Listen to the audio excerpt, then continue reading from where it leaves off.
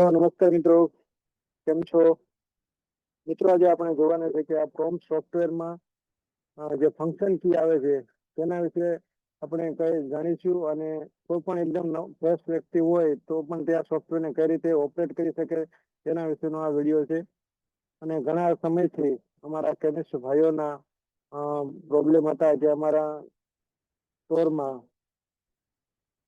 નવા એમ્પ્લોય આવતા હોય છે, તેને અમારે કેટલી વાર શીખવવું પડે છે અને વારંવાર એમ્પ્લોય બદલતા રહેતા હોય છે. એટલે જે પ્રોમ્પ્ટ જે ક્યુ હોય છે તે વિડીયો જોઈને શીખી શકે, એટલા માટે મેં આ વિડીયો બનાવ્યો છે જે તમને ખૂબ જ ઉપયોગી બનશે. તો મિત્રો, ચાલુ કરીએ કે પ્રોમ્પ્ટ સોફ્ટવેરને કઈ રીતે આપણે ઓપરેટ કરવો.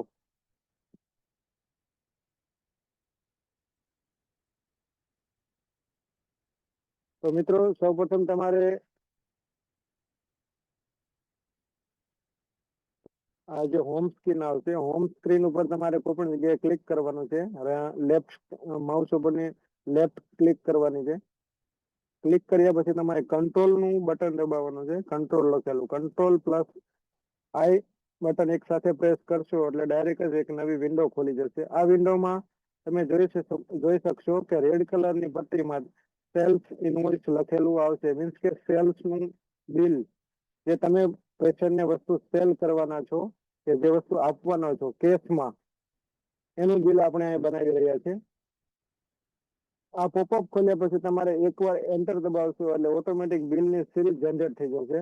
ફરીવાર એન્ટર આપશો એટલે ડેટ ઉપર ઓટોમેટિક ડેટ સિલેક્ટ થઈ જશે, અને ફરીવાર એન્ટર કરશો એટલે ડોક્ટરનું નામ લખવાનું આવી જશે. અહીંયા તમે કોઈ પણ ડોક્ટરનું નામ લખી શકો છો.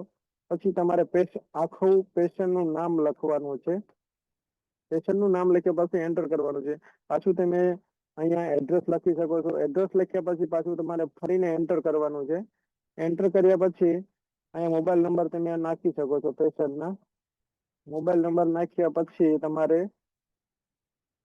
એન્ટર કરવાનું. એન્ટર કરશો એટલે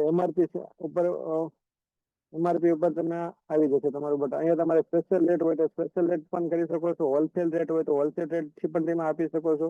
અહીંયા ઓપ્શન તમારે સિલેક્ટ ડિફોલ્ટમાં તમે જે રાખવું હોય તે રાખી શકો છો. પાછું તમારે ફરીને એન્ટર કરવાનું છે. એન્ટર કર્યા પછી તમારો અહીંયા પાસવર્ડ નાખવાનો છે, જે પણ બિલ બનાવતું હોય તે વ્યક્તિનું. પાસવર્ડ નાખ્યા પછી તમારે અહીંયા નરેશન એટલે કે રિમાર્ક, પેશન્ટ વિશે કે તમે જે પણ પ્રોડક્ટ વેચી રહ્યા છો તેના વિશે રિમાર્કમાં કઈ પણ વસ્તુ તમારે લખવી હોય તો તમે રિમાર્ક કરીને લખી શકો છો. લખ્યા પછી તમારે એન્ટર દબાવવાનું છે. એન્ટર દબાવ્યા પછી તમે નીચે પ્રોડક્ટ ડિટેલમાં આવી જશો. અહીંયા તમારે કશું જ કરવાનું નથી. તમારે કોઈ પણ જે પ્રોડક્ટનું સેલ કરવું હોય તેના 1 અથવા 2 અક્ષર તમારે લખવાના થશે. 1 અને 2 અક્ષર લખ્યા પછી તમારે જેની એમઆરપી હોય, તમારે સ્ટ્રીપમાંથી તમારે એમઆરપી જોવાની છે. ધારો કે એની એમઆરપી 80 રૂપિયા છે તો 80.00 આ રીતે લખવાનું થશે. આટલું લખ્યા પછી તમારે એન્ટર કરવાનું છે. એન્ટર કરશો એટલે તમને ક્વોન્ટિટી ઉપર તમારું કર્સર આવતું રહેશે. તમારે ત્યાં ક્વોન્ટિટી લખવાની છે કે એનું પેકિંગ અહીંયા તમારે જોવાનું કે આનું પેકિંગ કેટલું છે. અહીંયા 15 નું પેકિંગ છે અને તમારે કેટલી દેવી છે? 10 દેવી છે તો 10 ક્વોન્ટિટી લખવાની. 5 દેવી હોય તો તમે 5 લખી શકો છો. 5 લખ્યા પછી તમારે એન્ટર મારવાનું છે. એન્ટર મારશો એટલે ડિસ્કાઉન્ટની કોલમ અહીંયા આવી જશે. પણ આ કોલમ તમારે યુઝ કરવાની થતી નથી. ઘણી વાર શું હોય છે, તમે અહીંયા ડિસ્કાઉન્ટ આપી દેતા હોય છે અને નીચે ફરીને બીજી વાર પણ ડિસ્કાઉન્ટ અપાઈ જતું હોય છે. એટલે ખાસ ધ્યાન રાખી, જયારે પણ તમારે આમાં કોઈ કોસ્મેટિક હોય ત્યારે તમારે અહીંયા ડિસ્કાઉન્ટ આપવાનું. પણ જયારે કોસ્મેટિક ભેગું હોય ત્યારે તમારે અહીંયાથી ઇન્ડિવિજ્યુઅલ પ્રોડક્ટમાં ડિસ્કાઉન્ટ આપ્યા પછી નીચે તમારે ભૂલથી ના અપાય તો તેનું ખાસ ધ્યાન રાખવું. અને પછી તમારે અહીંયા ડિસ્કાઉન્ટ ના આપો તો તે બેક સ્પેસ થી કાઢી નાખવાનું છે. બેક સ્પેસ બટન દબાવશો એટલે ત્યાં તમે ડિસ્કાઉન્ટ ટાઈપ કર્યું છે તે જતું રહેશે. પછી તમારે એન્ટર કરશો એટલે બીજી પ્રોડક્ટ ટાઈપ કરવા માટે તમારું કર્સર ત્યાં આવી જશે. હવે તમારે બીજી કોઈ પ્રોડક્ટ સેલ કરવી છે તો તેના માટે તમારે ખાલી નામ લખીને પણ તમે પ્રોડક્ટ સેલ કરી શકો. ધારો કે આપણે પ્રોડક્ટનું નામ લખીશું તો પ્રોડક્ટ આવી ગઈ. અને તમે પ્રોડક્ટ સિલેક્ટ કર્યા પછી ઉપરના કીબોર્ડમાં 4 એરો હશે. તમે એરો થી તમે છે ને અપ એન્ડ ડાઉન કરીને પ્રોડક્ટ સિલેક્ટ કરી શકો છો. પ્રોડક્ટ સિલેક્ટ કર્યા પછી તમારે એન્ટર કરવાનું છે. એન્ટર કરશો એટલે તમારે બેચ નંબર જે હોય તે સિલેક્ટ કરીને તમારે ક્વોન્ટિટી નાખવાની છે અને પછી પાછું એન્ટર કરવાનું છે, ફરીવાર એન્ટર કરવાનું એટલે નીચે આવી જશો. હવે તમારે પ્રોડક્ટ ત્રીજી કોઈ પ્રોડક્ટ એન્ટર કરવાની થાય, ધારો કે તમારે કોઈ ફેસ વોશ કે કોસ્મેટિક સેલ કરવું હોય તો પણ તમે કરી શકો. તો તમારે ડિસ્કાઉન્ટ ઇન્ડિવિજ્યુઅલ પ્રોડક્ટમાં આપવાનું થશે. કોસ્મેટિક ના હોય, તમારે ખાલી મેડિસિન જ હોય તો તમારે હવે કોઈ બીજી કોઈ પ્રોડક્ટ હવે નથી અને આટલી જ પ્રોડક્ટ છે તો તમારે ડાયરેક્ટ એન્ટર આપશો એટલે તમે નીચે આવતા રહેશો. અહીંયા તમારે જેટલું ડિસ્કાઉન્ટ આપવું હોય કે 10 અથવા 15 જેટલું પણ ડિસ્કાઉન્ટ આપવું હોય અથવા તમે અહીંયા ડિસ્કાઉન્ટ આપશો એટલે ડિસ્કાઉન્ટમાં તમે લખ્યા પછી તમારે એન્ટર કરવાનું છે. એન્ટર કર્યા પછી સીધું તમારે ગ્રાન્ડ ટોટલ પર તમે આવતા રહેશો. ગ્રાન્ડ ટોટલ પર આવ્યા પછી તમારે એન્ટર મારશો એટલે તમારે પોપઅપ ખુલશે અથવા પ્રિન્ટ નો ઓપ્શન આવશે. તમે જો ડિફોલ્ટમાં પ્રિન્ટ રાખ્યું, યસ રાખ્યું છે તો યસ ઓટોમેટિક પ્રિન્ટ નીકળી જશે. નો રાખ્યું છે તમને પૂછવામાં આવશે કે તમારે પ્રિન્ટ કાઢવી છે કે નહીં. તો તમે નો સિલેક્ટ કરશો.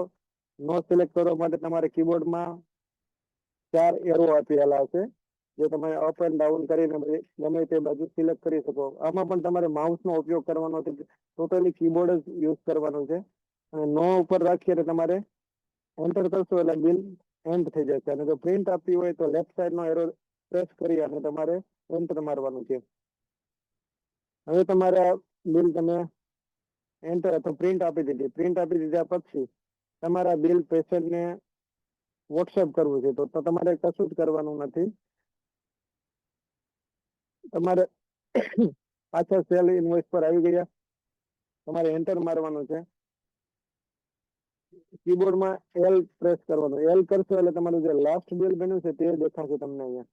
એટલે લાસ્ટ બિલ ઉપર અપ એન્ડ ડાઉન કરીને તમારું જે બિલ હોય એ સિલેક્ટ કરી લેવાનું. સિલેક્ટ કર્યા પછી એમાં એન્ટર કરવાનું એટલે જે તમે બિલ બનાવ્યું હતું તે ખુલી જશે.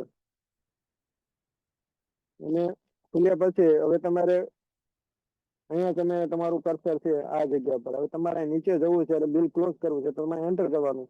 અને તમે આ ડિસ્કાઉન્ટ આપી દીધું અને પેશન્ટ કોઈ એમ કે મારે હજી એક પ્રોડક્ટ લેવી છે તો તમારે અહીંયા તમે સપોઝ તમે અહીંયા છો ધારો કે તમારે પાછું આવવું છે, તમારે કોમ્પ્યુટરમાં લેફ્ટ હેન્ડ સાઈડ ESK નું બટન પ્રેસ કરો એટલે તમે પાછા ત્યાં આવી જશો. અથવા તમને નેક્સ્ટ બટન કરવું હોય અથવા નેક્સ્ટ આગળ વધવું હોય તો એન્ટર મારવાનું. પાછું તમારે જવું હોય તો એસ્કેપ બટન દબાવવાનું. અને જો તમારે નવી કોઈ પ્રોડક્ટ પછી એડ કરવી હોય તો તમે નામ લખીને અથવા MRP થી સર્ચિંગ કરીને તમારે જે બેચ નંબર હોય એ બેચ નંબર વાઇઝ સિલેક્ટ કરવાનું રહેશે. અને પછી તમે પાછું એન્ટર મારશો અને ડિસ્કાઉન્ટ અહીંયા ટાઈપ કરી અને બિલ ક્લોઝ કરી દેવાનું. અહીંયા બિલ ક્લોઝ કર્યા પહેલા તમારે પ્રિન્ટ કેન્સલ કરવાનું છે અને તમે અહીંથી વોટ્સઅપ બટન ઉપર ક્લિક કરશો એટલે આ નંબર ઉપર ડાયરેક્ટ બિલની કોપી જતી રહેશે.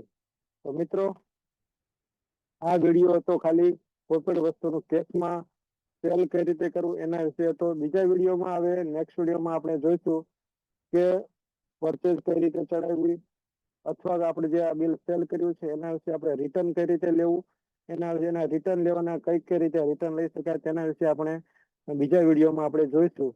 તો ત્યાં સુધી મિત્રો થેન્ક યુ વેરી મચ. અને વધારેમાં વધારે વિડીયોને શેર કરો જેથી અમારા કેમિસ્ટ ભાઈઓને આ જે પ્રોબ્લેમ છે તેનો સોલ્યુશન મળી શકે. Thank you.